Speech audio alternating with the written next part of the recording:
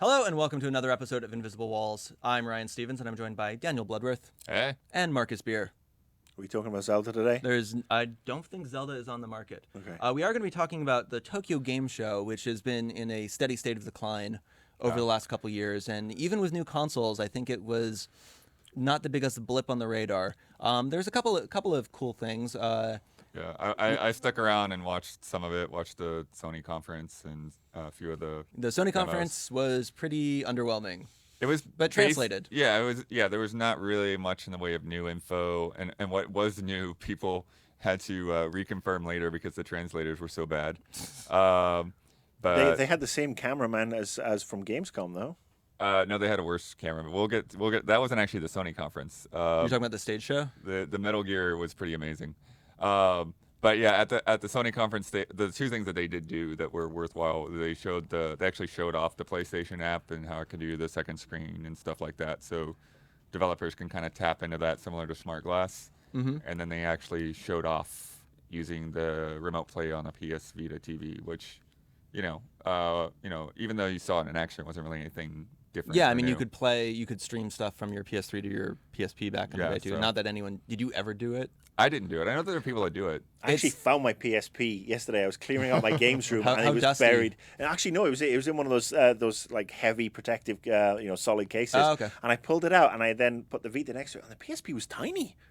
It was small compared to the Vita. Really? Yeah, well, it was thick, the original one, but the slim one's definitely... Okay. Yeah, I mean, it was just this little itty bitty My thing. my PSP is next to my computer monitor at home, and I don't know. Sometimes when I can't find my Vita, which happens fairly often, I think, oh, there it is, and it's not. I think they look pretty similar, but I guess I haven't really done a side-by-side comparison. From across the room, they definitely look Well, if very you similar. never use either of them, I mean, it's easy to I've been forget using what my they Vita both a look lot like. more. I've only been tucking into some Persona, but yeah, I mean, it's still, I mean, not to bash on the Vita and the PSP. I mean, let the PSP rest in peace, right?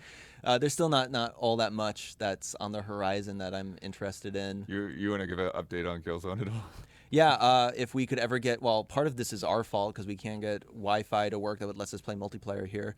I think I gave Killzone a 7.7, but you'll probably never see that review because they won't give us capture units, and it's next to impossible for us to get multiplayer working here in the offices. So unless Chris wants to come over to my place and film some Vita stuff, yeah, we'll make some stew. It's a pretty good. Well, I guess we'll jump into the Killzone discussion. Yeah. Killzone Vita is a pretty good game. It's an excellent handheld first-person shooter, but still in the realm of games, it's a little underwhelming. The campaign's a little short. The things that try to seem big don't come across that way. The controls are solid enough. You will find yourself getting maybe a little annoyed with the touchscreen stuff when you have to do melee attacks, and they're so convenient, where basically you button prompt for a melee and then a second line strike. Right. They did. There's a lot of HUD customization, which I think is pretty interesting. And then the multiplayer is fine, except again, your battery can drain really, really quick. And I get that thing where my pinky, I think, goes necrotic from like lack of blood from how I'm holding it. They had an interesting system with playing cards. I think what was that game? Not Killzone. Mercenary. Remember the first Mercenaries game where you had to get like the deck of 52? Remember Grand Theft Korea? Do you ever play that? No. That seems like a Marcus game. But there's like everyone gets a card and you can try to collect a deck. It's kind of a nice gimmick. And I was very interested in handheld shooters for a while. I remember Metroid Prime, the Hunters demo. I was really interested in. I actually put a lot of time, a surprising amount of time in when the actual real Hunters came out. In the multiplayer, I thought it was much better than actually the single player game. Single player was junk, but I played a lot of multiplayer on that game too. Yeah, and I even messed around with some like random Lego game. These stylus games I was curious about, and yeah, the dual sticks on these games make sense. I never got to mess around with, I want to say Resistance, and I know everyone said Call of Duty was a piece I actually of crap. liked Resistance a lot on the PSP. I thought they did a. I meant on the Vita. Oh, Because right. that one's No, I actually didn't play that one. one's actually first person, but But I thought they did a really good job on the PSP one, where they worked within the limitations of not having a second stick. well, it also had the cool thing where you could hook it up to your Yeah, PS3. that wasn't as cool as it actually sounded. right technology. But again, it's kind of like I get that same feeling I get from when I played Uncharted Golden Abyss, where it's a solid effort, it's a cool effort, but I still feel like it's a diminished thing that just can't really be what it is by the form that holds it, which is a 4.5-inch OLED screen. I'm curious if first-person shooters on handhelds are going to be something that people care about. I can understand the need for developers and publishers to try to tap into that market, but I still think when you look at portable markets and how we've said this before, when you were a kid, you played the Game Boy because your parents wouldn't let you on the Nintendo use the TV. I'm curious if that sort of allowance is still happening, especially with all the mobile games. Well, actually, that are going back to the Vita TV, when I actually, was pretty on top of the Super Game Boy and then the Game Boy Player on the GameCube, because I just wanted to play those games, and I didn't really care about them being portable, and I felt that the portables themselves are kind of uncomfortable. So being able to put those on the TV was great. Were portables big over in the UK? Well, yeah, I mean, I had a Game Boy when it first came out. I mean, yeah, those Game Boys were actually very popular. I mean, they sold very well. I mean, they sold on the strengths of Mario. But I mean, the great thing about those Game Boys was that they were platform games, they were puzzle games, they were mini RPGs. I mean, that was my first real taste of Final Fantasy. Turn-based RPGs are awesome on a handheld. But I mean, even the Final Fantasy games that weren't they Active were, Time Battle. Yes, that's the one. They're pretty turn-based. Yeah, kind of turn-based when it comes to actual the battle as opposed to running around. But yeah, I played those just crazily, and then I finish one, I'd go and trade it in, and shell out for the next one. Shooters on handhelds, it just doesn't feel right. I mean, it's bad enough, I suppose, for me being, again, more of a keyboard and mouse guy. I still have issues with the whole joypad on a big screen. I mean, I don't get a sense of satisfaction because I can't pull off all the headshots, because I suppose I'm just wired to keyboard and mouse. So yeah, on the handhelds, I mean, I've still got Killzone waiting. I'm actually going away this weekend, so I think I'll take that with me and take my Vita with me and give it an airing. But I'm not. Well, if you're going to play it, I'd be curious to chat with you about it maybe in an upcoming episode, get your take on it, because it feels pretty good, but it's still not a great game. I've got to make sure I've got enough game. free space on my memory card for the patch. Yeah. Annoying. Really, really annoying. There was a Metal Gear demo for Ground Zeroes, and I think probably Actually, two of them. Well, daytime, nighttime, or whatever, dusk. Yeah. And it was the stuff that Ben and Michael Damiani got to see a couple weeks ago here in Los Angeles. And I think the first time was funny though, because they started with the cutscene, and then they had this like 6 minutes of staring at the PlayStation logo where you couldn't see Kojima and you couldn't really see the screen except like through the letters. We were getting furious, but then they did switch back in time for when the gameplay started. And I think it was interesting, but I think probably the biggest thing out of that is Ground Zeroes now seems to be a mission within Phantom Pain. I still think it's really confusing. The releasing of how they're going to release it is still weird, but they are definitely, it seems like it is now more self-contained, and Kojima has those weird quotes about how Phantom Pain's going to be, 300 times the size of Ground Zeroes. So I'm wondering if it's going to be kind of like a Metal Gear, the tanker versus the big shell sort of situation or something like that. From the way I'm reading it now, and I think that Konami honestly doesn't know how they're going to handle this, because I think Kojima just has this weird impression that people aren't going to be able to transition from this small closed structure of Ground Zeroes into the open world of the Phantom Pain. I don't know why he thinks that. I mean, like lots of games have tutorials that are that way.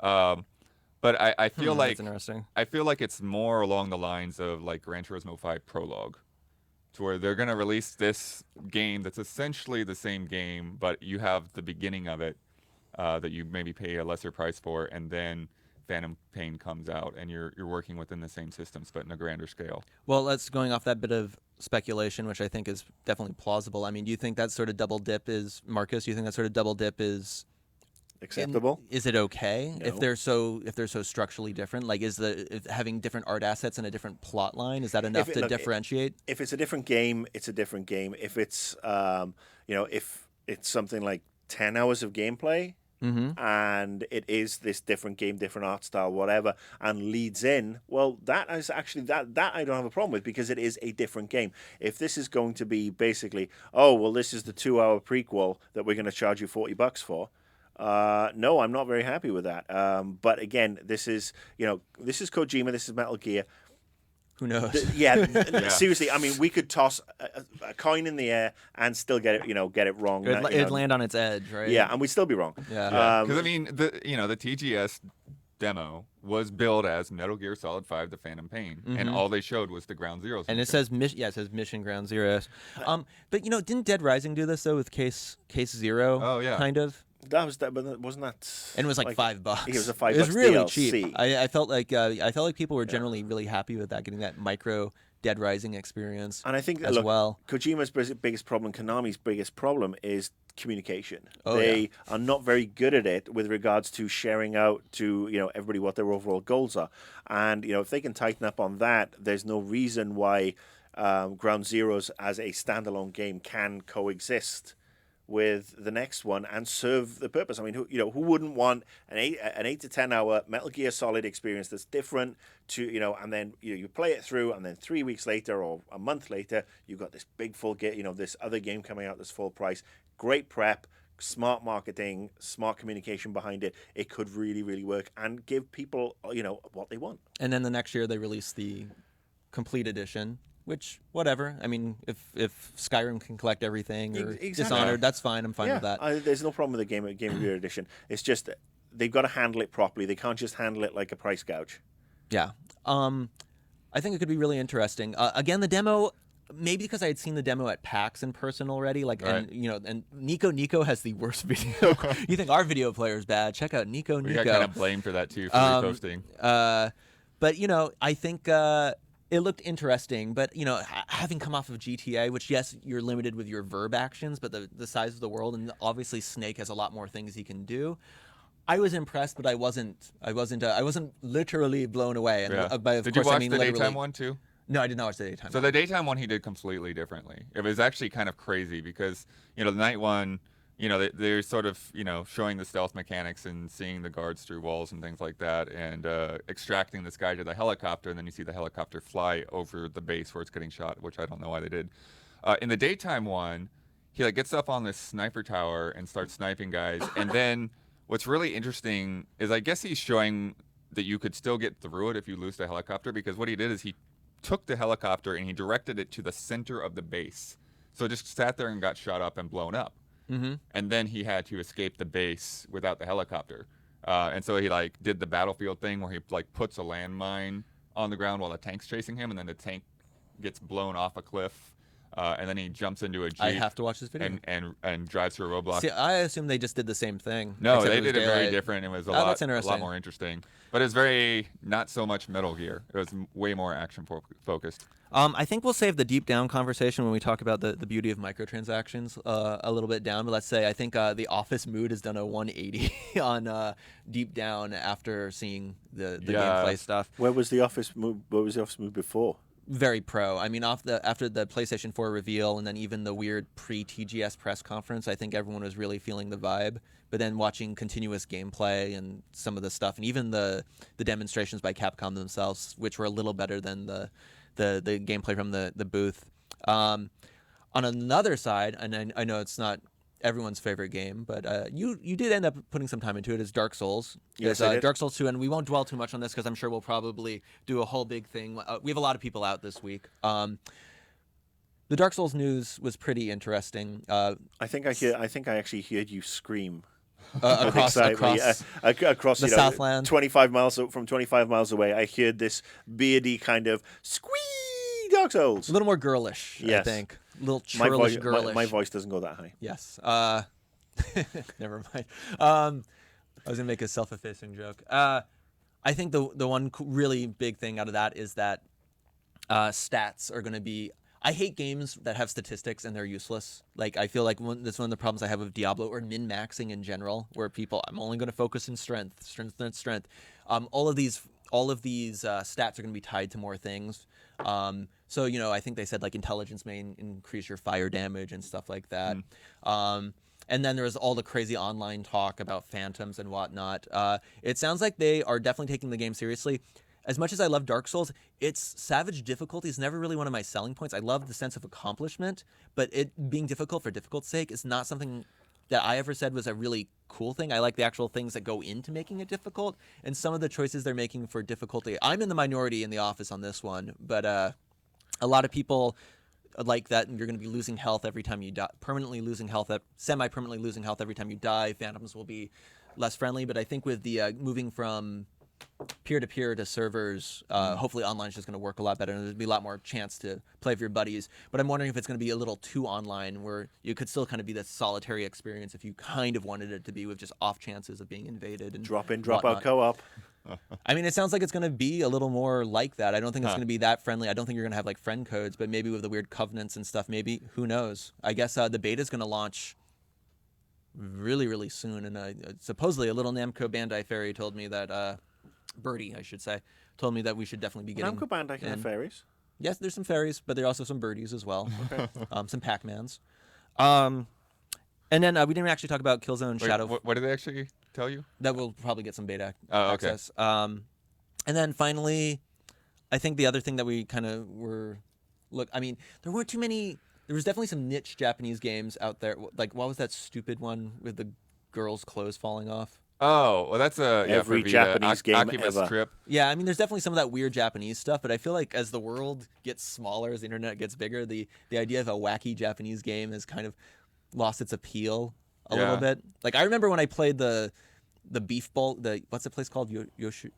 Yoshinoya. Oh yeah. We had the Yoshinoya beef bowl game on PS2, and I was like, this is insane. Was it as good as the Burger King games on Exactly. Xbox 360? I feel like we've definitely encroached on that sort of that kind of market.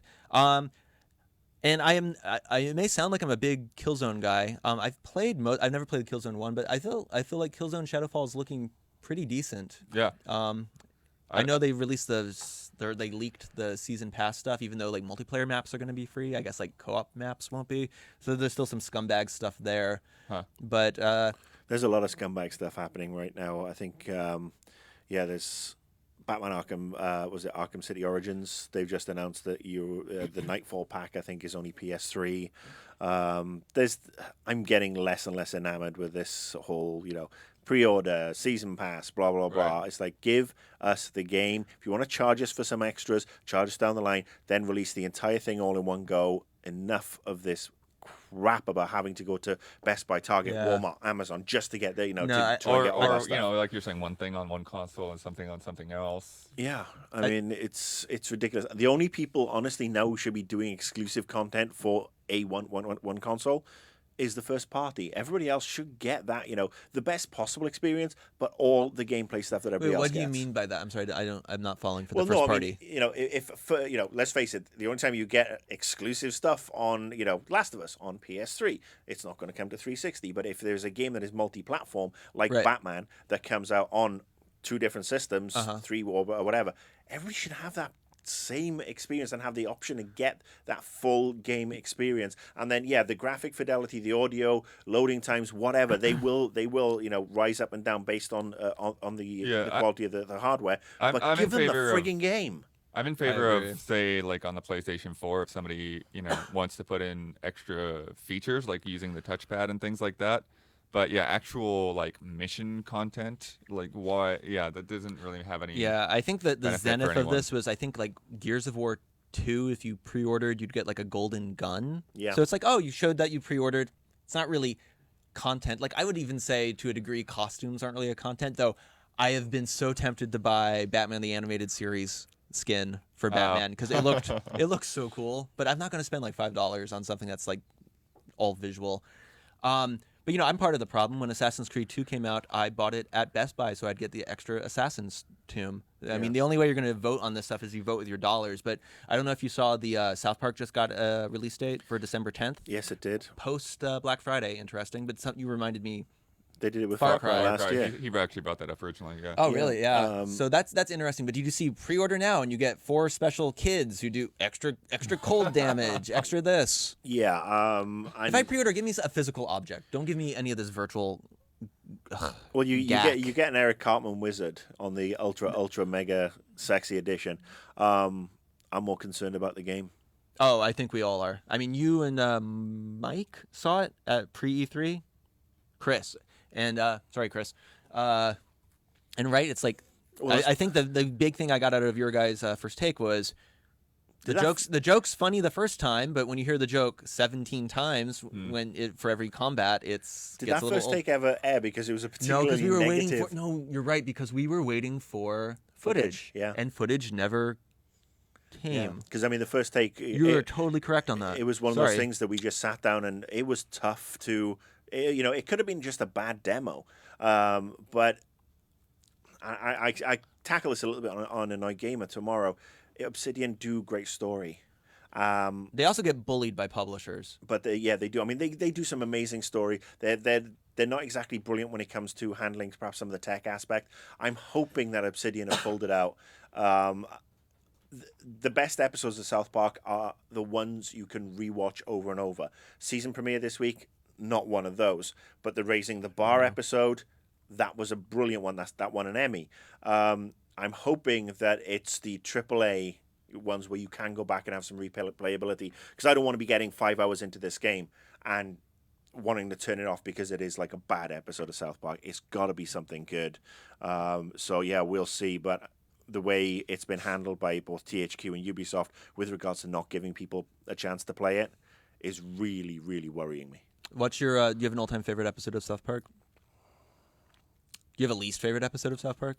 Honestly, the two of my favorites, the one where Cartman gets the crap kicked out of him by Wendy for his breast cancer gig things, and then the Butters Bottom Bitch episode where Butters inadvertently becomes It's a lot of alliteration. Pimp. Yeah, he becomes a pimp. He sets up a kissing company and then inadvertently becomes a pimp and goes to like the pimp's ball and stuff like that. And just to watch this sweet, naive little character, there are a lot of them. I would say it's more hit and miss with South Park. So yeah, there's a lot of them that are just really good. But well you still think you're gonna check out the game? I know. I'm gonna check it out. Yeah. And I think that if it doesn't sort of like hit the standards I'm hoping for, I'm probably going to be one of its worst critics. Uh-oh. Well, we have one more episode of Game Math. This is a little thing where we show you some components that build up a game from other games, and then you try to guess what the game is. I think last week's was somewhat easy. Maybe the timing on it was a little quick, but this one's, I think we spent a little more TLC on this one, so hopefully you will get it, or you won't.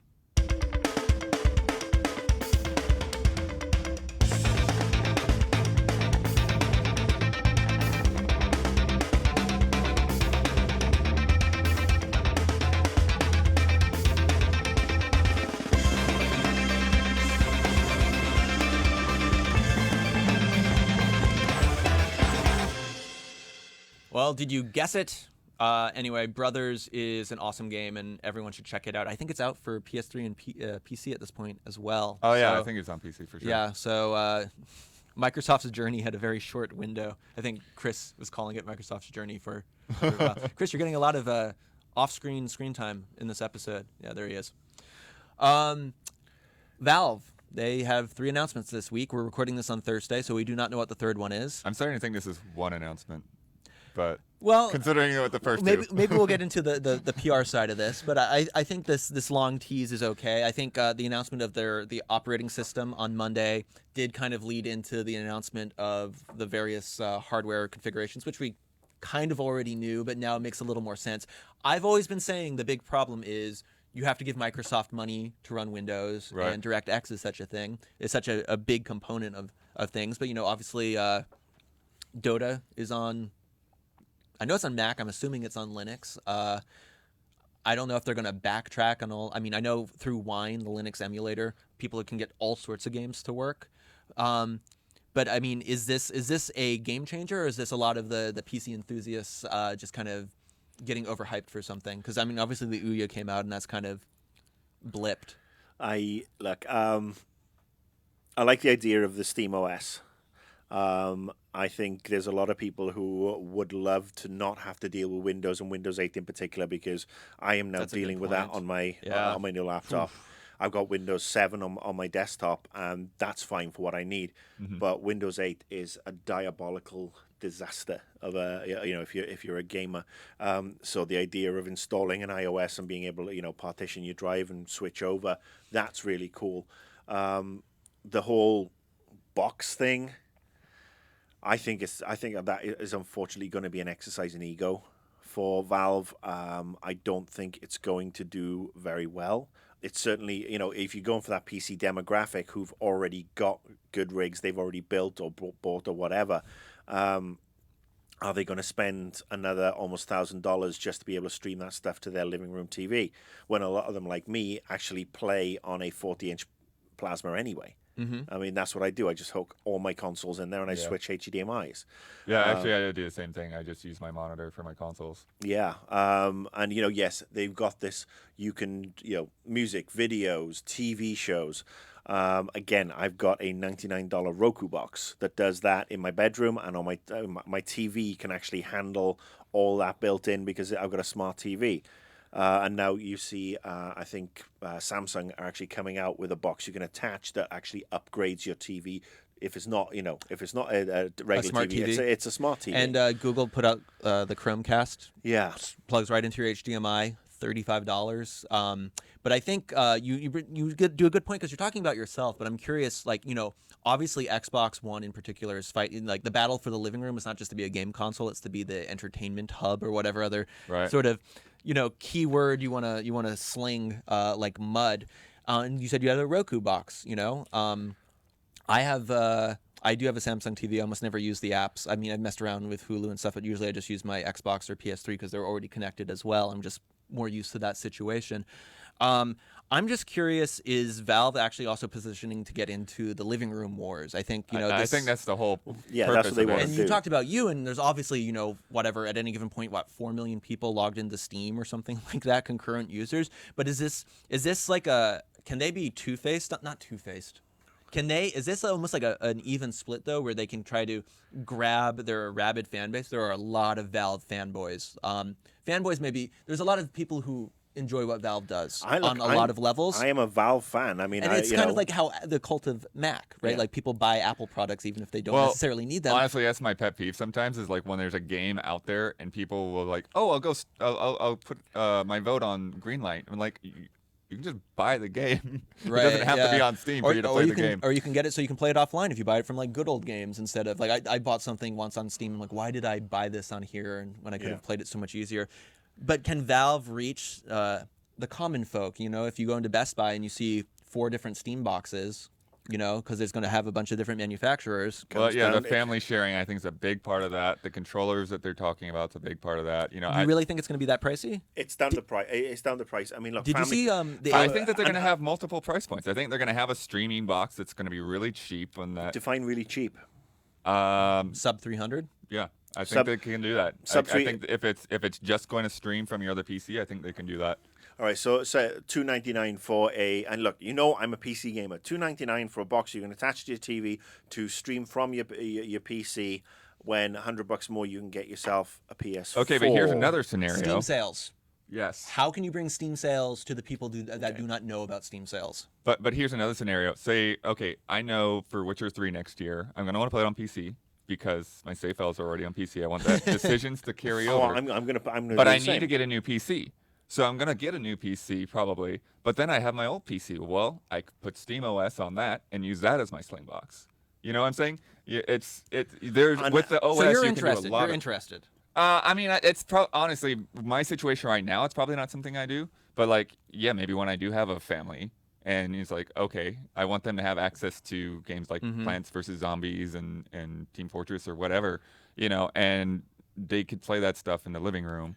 On one machine, and then I think it's gonna. I'm a unique case. You're a unique case. I mean, I just shelled out for a brand new laptop. Right. You're going to be looking at maybe a new PC next year. The pricing is going to be very important for what is a streaming box. I think Valve are going to be very smart because they are very smart business-wise. They're going to make sure that while they stand to make money off the Steam boxes, they don't stand to lose money off, if they don't sell. It's it's going to be a very smart licensing deal for them, and I think a lot of the risk is going to be carried by the hardware manufacturers. Are there licensing costs? I think Valve are going to license. But they're giving away the OS. I mean, that's the thing. No, Anyone can build a box. but it's like if you want to be a partner, right? I'm just curious. I am curious about that stuff because one of the appeals is that the OS itself is going to be open source. The OS is going to be free with the actual box itself with the Valve logo on it. I'm sure you're right. I'm sure there's going to be some. And again, we are we're throwing out. I mean, it might not be much. It might just be quid pro quo. It's like let's just get it out there to see how it goes. I just don't think.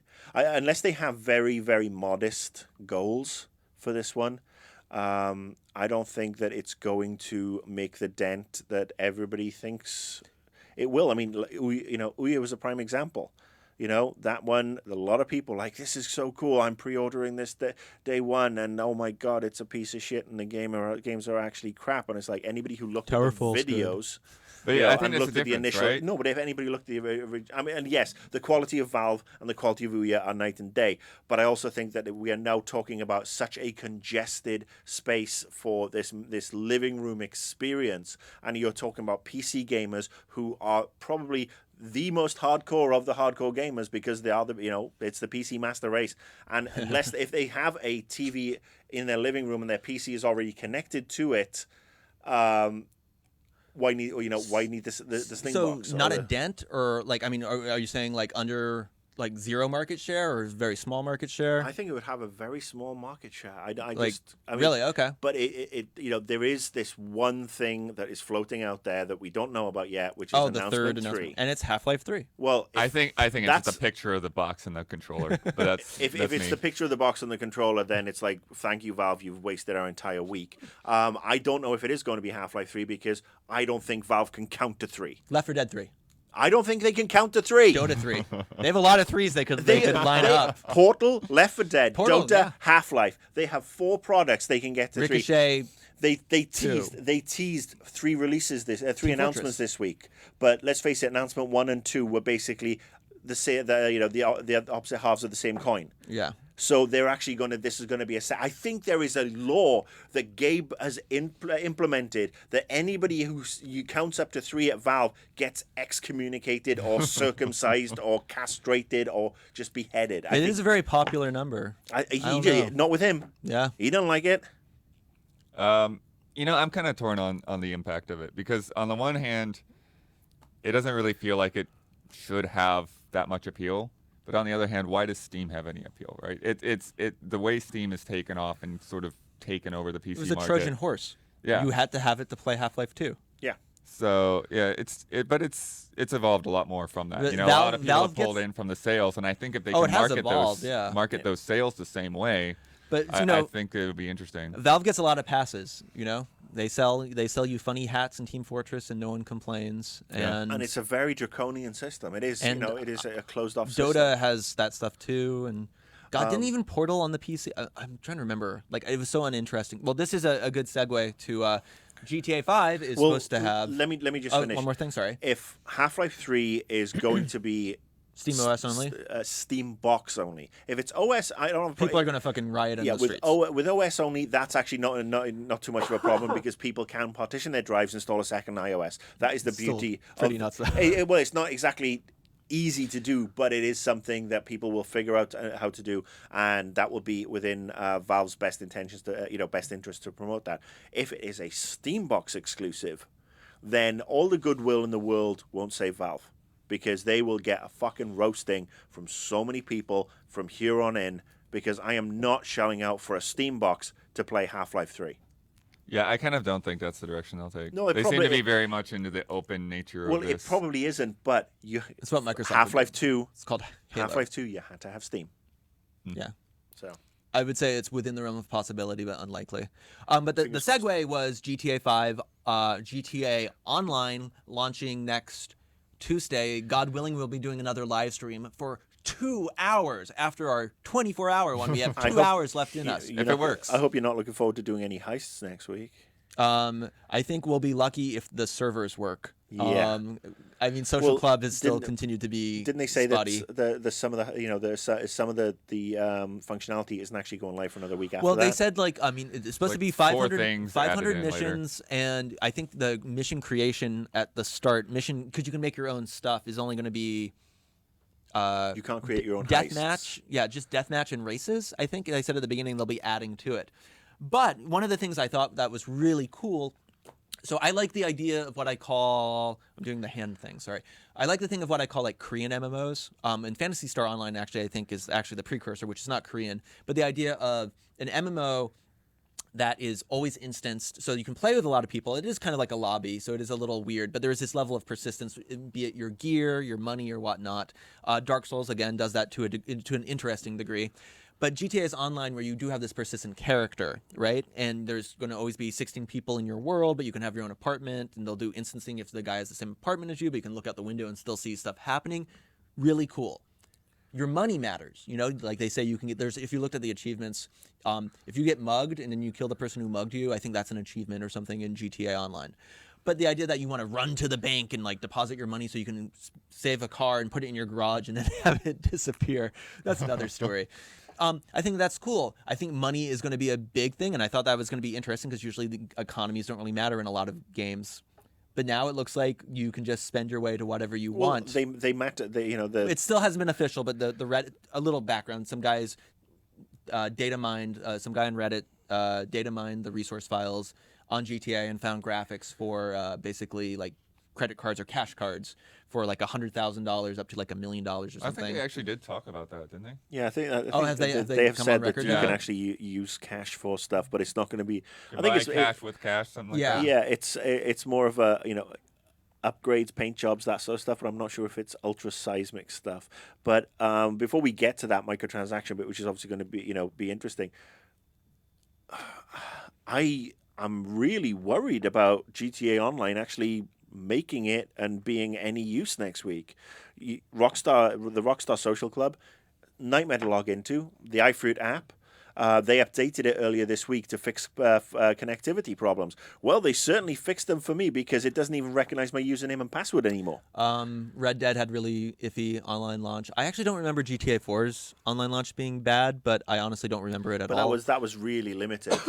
I mean, that was really, really limited. This one is so ambitious. And maybe they have been saving everything to flick that switch next week. Oh, but I think it's going to be rocky. Yeah, I I mean, they mean- basically came out and said it's going to be rough. I mean, they've sold $1 billion worth of software. I mean, look how bad the Diablo 3 launch was on PC, Error and that's 37. like the kind of the same level of interest. And I think, I mean, you can argue left and right about how many.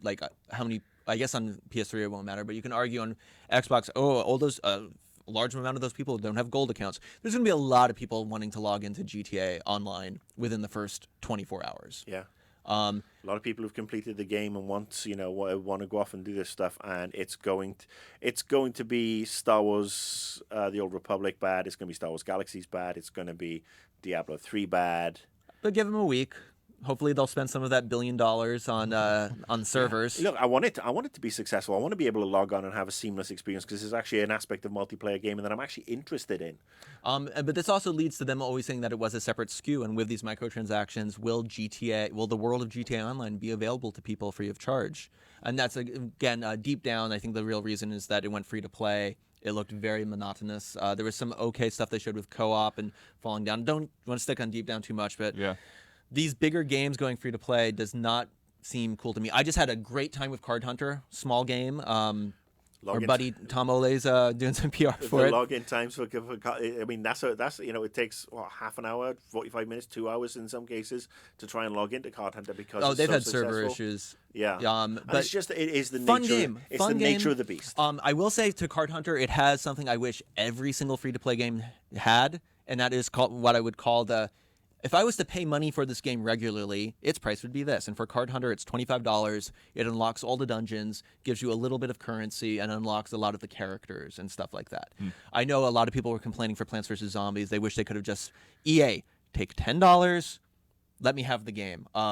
Is it Real Racing 3? I'm sorry, I'm not the biggest follower of these ones that are more core games as opposed to things Right. like Well, I played the Ridge Farmville Racer or whatever. I Or played you're the playing Ridge the Racer Simpsons game, aren't you? Cryptopia. Yeah, And that's free to play, right? That's free to play. Have you dropped a penny into that? I have actually. I mean, Okay. I wanted to try it, and basically the currency is donuts to unlock the premium stuff. It's pizza and Card Hunter. Yeah, but you can earn the donuts when you level up as well, which makes it a lot longer. And they're obviously very smart about how they do this. They throw in these seasonal things where it's like Halloween, Christmas, St. Patrick's Day, and you if you buy some of this other stuff, it ups the amount of loot you drop. And How much have you spent? I've probably spent about $30, but I've been playing it for about 18 months, Okay. to almost 2 years. Since it first came out. So you're And- not exactly a whale, right? The people that spend an exorbitant amount of money, No, but I'm not. you're a paying member. No, I basically, I paid because I'm also one of these people that if I go back to something daily, and if I go back and I play these games and I enjoy them and I get a sense of pleasure out of them, I'm happy to give something back because it's kind of ridiculous for me to continue to play it for free and not really contribute because that's not exactly in anybody's best interest. Do you remember the word shareware? Yes. I Oh, feel yeah, like shareware has disappeared. I'm sure people know what I'm talking about, but the words kind of disappeared. Like id Software, the guys who made Doom and Quake, they were shareware. They would give you not a demo. A demo is like a level, maybe 2 levels, right? Or a small sample. They gave you the first quarter of the game, the first mission pack, whatever you want to say, back in the day for free, and then if you wanted the rest of the game, you would pay. And I kind of got that feeling from Card Hunter, where certain dungeons were locked and you were limited to some regard, but you could completely make progress in the single player if the game rewarded you enough in single player to make you competitive in the multiplayer. And I mean, to go back to what I just said, I really wish more free-to-play games had the if you were to buy this, if you like it and you were to buy it as a game, here it is. If you want to go more into the weird microcurrencies, which seems to be where everything's going, and with GTA as well, if you want to go into the weird microcurrency stuff, even though the word micro is not even making sense anymore, Right. with most of these, I think very few. I mean, iOS, yes, you can spend $1, but more and more on the bigger things, you have to spend double digits, $10 Oh, or there's more. there's a $100 pack on the Simpsons thing for like I don't know, and a it couple probably thousand exponentially donuts. rewards you, right? It gives you extra, yeah. I think it boils down to one thing, and this is where a lot of people are just not getting. They're basically saying, "Oh, how can we monetize and how do we make all this extra money?" It's not how. It's how can we make it value for money. How Right. can we make it aspirational? How can we make people want to play the basic? If people play the basic free game and are really enjoying it, and then you make those upgrades aspirational and not necessities, that's the key. Make people feel like, you know what, I'm giving something back to you because you've given me so much in the first place. Because people are, you're going to have your percentage who are just take. It's almost like the honor system where they will just take, screw you guys. But there are a lot of people out there who will give you that $10, that $15, that $30, the $25 for Card Hunter because they're having such a good time with it and they want that to continue. And those are the games that are the future. Those are the games that are hopefully going to do well. It's the ones where you have, all right, well, if this iOS game costs 99 cents and it's going to cost you $150 in in-game purchases just to get the car of your dreams, that's nothing but a fucking cash The grab. Ridge Racer one that I played, Yeah. I already complained about this in my piece, but yeah, you could spend like $20 to get a mythic car card, but then it's like you could buy all of the game before, which is the same game that they just chopped this up for $20 now on Yeah. Steam. It's ridiculous. Paying for aesthetic things, skins and coloring and stuff, totally fine with that. It's a vanity as far thing. as, yeah, that's totally fine with that. I think the problem now is no one likes pay to win. I would say, but I think there's the Venn diagram. I love Venn diagrams. The pay to win and I'm more of a pie chart and the guy. pay to decrease grinding and time. They are not a complete eclipse, but there's some overlap. But I can totally see the idea. I'm okay with these games that are generally free to play, where things accelerate XP. It does fall somewhat into the realm of pay to win, but it's not like Ben was just playing Mech Warrior, and it's like you can only get this mech through either spending a ton of money or like almost what he would say like infinite amount of hours of grinding to get it. And then I think he said there were some things that you could only get through money, and having something that you can technically get if you put 800 hours into the game, that is you're arguing on like bad logic at that point, because at that point that is almost unreachable compared to someone who's going to spend money. And I think there is a weird gray area here. I don't think it's as cut as dry as people say, because even with Card Hunter, you get some of the fake money if you buy the $25 thing, the pizza slices. Yeah. So I don't know. It's interesting. It does make my skin crawl when Deep Down had the announcement. The GTA thing makes me uneasy, I'll say. The thing I was excited about for the game is now the thing I'm worried about in the game, is this kind of idea of growing a legacy through money, which is something that was real. So I don't know. It's going to be interesting. Yeah. Any final thoughts, gentlemen? I'm still digging GTA 5. I really am. It's the first GTA game that I've really found myself immersed in and going back to over and over again. I gotta say, they've just nailed so much stuff on it. I'm just loving the variety, and I find it really annoying that Franklin now has a better house than I do. My only big problem with GTA 5 at this point is it makes my disc spin louder than anything else I've ever put into my Xbox.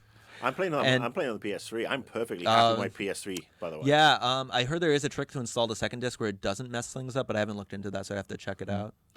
And I guess we'll be probably talking, hopefully, about GTA Online We'll see. next week. yeah. And maybe we'll see what Valve has to say. Yeah, maybe we'll be crying.